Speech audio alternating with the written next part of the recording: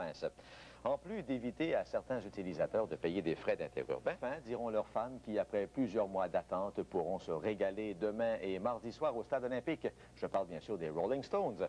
Claude Fugère a pu constater qu'aujourd'hui, le stade était en pleine effervescence pour accueillir un des plus célèbres groupes rock au monde. C'est aussi le plus vieux.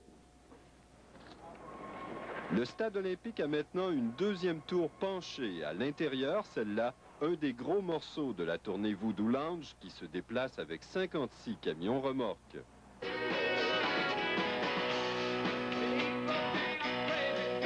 Du premier accord de cette tournée qui a commencé à Washington au dernier appel qui aura lieu à Vancouver le 18 décembre, plus de 2 millions de spectateurs auront vu les Stones, ce qui en fait la plus grosse tournée nord-américaine de l'histoire du rock, la plus payante aussi avec des recettes de 120 millions de dollars américains. La régie des installations olympiques devrait faire un bénéfice de 250 000 $ pour la location du stade. Et son président, qui préfère personnellement Pink Floyd aux Stones, dit que des concerts comme ça, il en prendrait tous les soirs. Mais la dernière visite des Stones, c'était en 1989 pour la tournée Steel Wheels.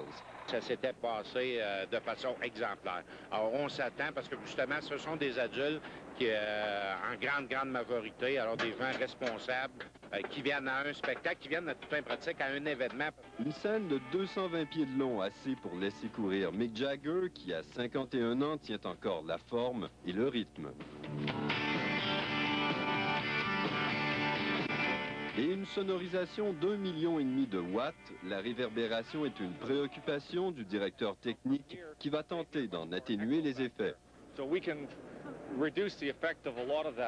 Il y a assez d'acier dans la scène pour construire 180 voitures, assez d'aluminium pour fabriquer 275 000 canettes de bière. Mais on ne sait pas si les spectateurs qui ont vieilli comme leurs idoles en boiront autant. Claude Fugère, TVA, Montréal.